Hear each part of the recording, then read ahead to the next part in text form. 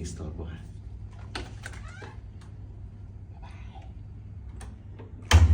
Siyempre pagka nag-check-in ka, merong kainan na mangyayari.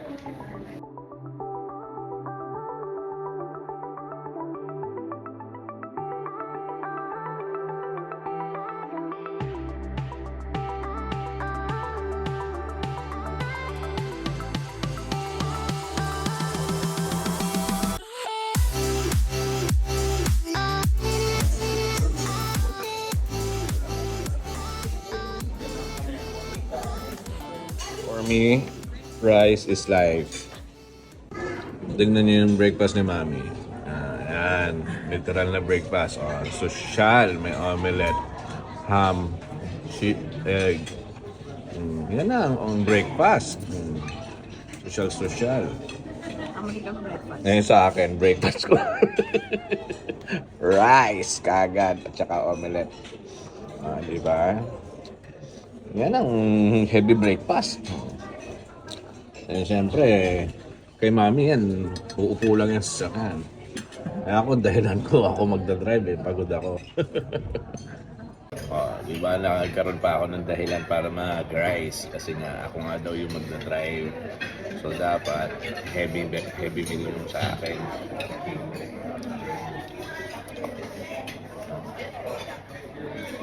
Pero ang totoo, rice is life. Parang nabitin ako doon sa rice. Ubus na yung rice ko.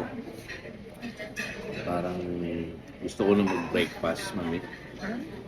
Gusto ko mag-breakfast. Pinapay naman at saka yung smoke. Itlog. Okay. Yo? Baho. Pag umutot. Baho kaya pag umutot ko sa sakyan. Maya. Ang gusto ko pa. Ako dito, ito pa. So ngayon, after natin mag-rice, itira naman tayo ng creamy chicken. When I was in state of calamity, ganito nung umaga. Pag may bagyo, bigas ka agad, kanin ka agad ang almusal mo. Tapos may sopas. Mas matapay ang damit mo. Kasi may bagyo.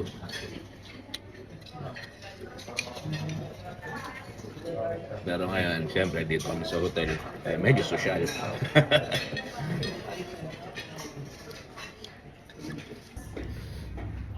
Siyempre after namin mag-breakfast ni Mami, mabalik na kami sa kwarto.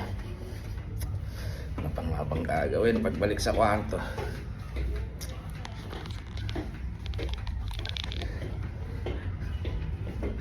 Hahakutin na namin yung gamit namin. May mga trabaho pa. Dami nag-aantay kay Kuya Johnny. May mga trabaho ako na hinold kahapon. Kasi nga dahil kagabi meron kaming event dito sa church.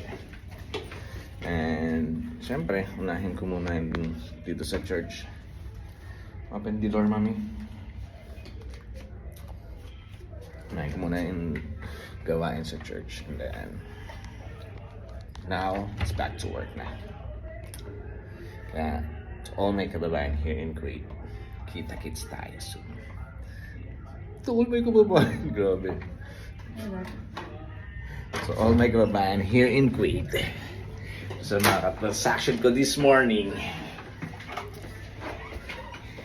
kita-kita tayo. Sorry sa delay ng transaction. And yan. And now we have to go.